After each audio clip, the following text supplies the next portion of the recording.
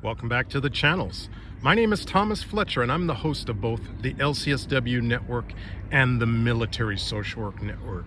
If you're new to both of my channels, please do me a favor by smashing that like button, by subscribing to the channels, and by sharing this video with your social work colleagues and friends.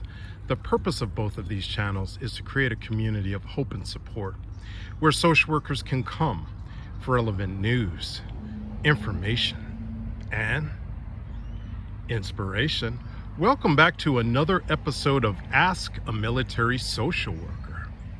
So in today's episode, we will be answering the question, what does a military social worker actually do during a deployment, specifically in a combat zone?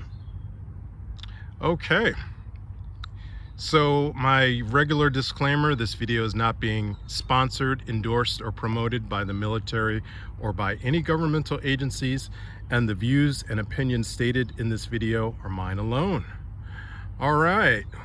Well, if you are new to my channel, I am a military social worker with over 22 years of experience working as a social worker in the Department of Veterans Affairs and over 14 years in the Department of the Army, the U.S. Army, as both a reservist and a National Guard service member.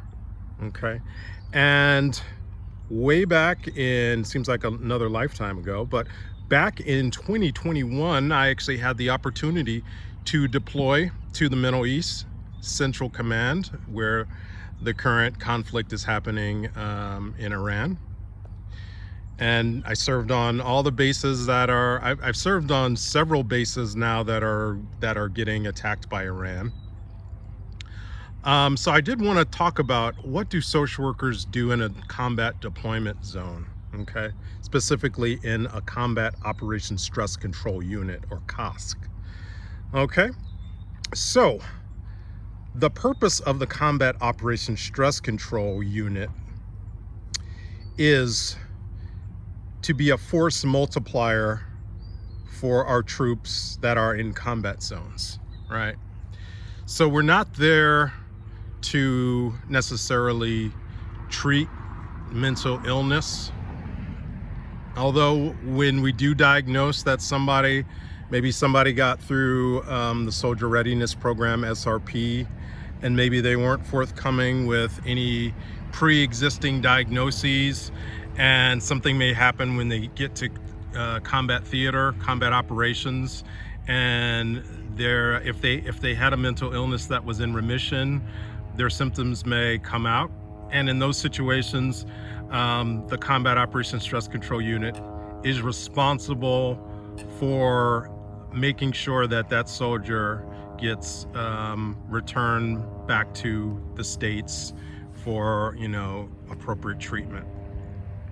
But the COSC does a lot of things when we get to the combat theater operation.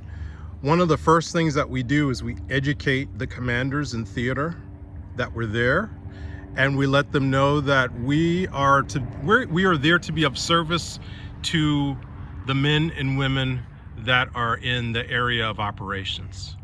And the first thing we tell the commanders is, we're not here to take out your soldiers, your service members. We're here to be a force multiplier. We are here to keep as many soldiers in the fight as possible. And how do we do that? We do, one of the things that we do is, once we do the consultation, that initial consultation with the commanders, is we do a lot of education. Some call it battlefield circulation. Some units call it walkabouts, in which case we're actually just talking to the service members, letting them know that the COSC is currently in the theater of operations, and that we have a clinic that's available for people to come in, and within the clinics we provide different services. Brief therapy is offered to soldiers that request it. We provide classes for sleep management. We provide, in some cases, classes for anger management. In some cases, we may be providing classes for communication skills, getting along with your work buddies and your battle buddies and your commanders and superior officers and subordinates like that. Because as you can imagine, especially right now, being in a combat zone is extremely stressful, right? And I'll share some experiences that I had, deploying back in 2021. One of the most common stress experiences that service members experience was around relationships.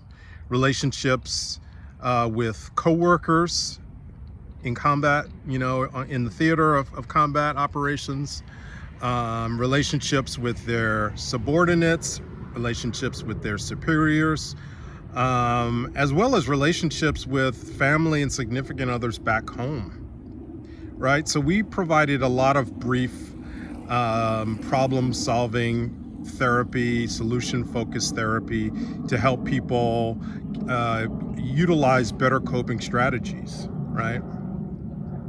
Another major service that combat operation stress control, social workers, psychologists, occupational therapists, behavioral health technicians provide our services, our classes, more intensive classes, especially for service members or units that have experienced some extreme traumatic situations where we may take a group of 10, 11, 12 soldiers, take them out of their regular jobs for say 5 to 6 days and provide them some more intensive, you could think of it as intensive outpatient therapy, if you want to think about it like that.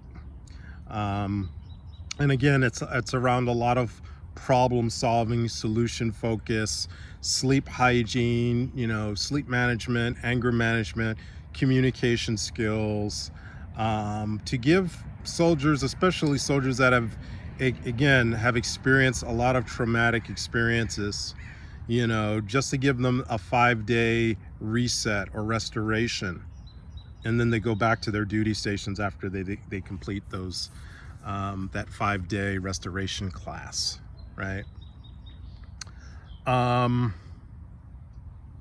So again, and within the clinic, our behavioral health technicians are doing triages, performing a lot of things that you would see, in the States, performing those Columbia suicide screenings, doing other screenings, PHQ-9s, GAD-7, maybe PCL-5s, just to make sure that our service members are able to perform at their highest level.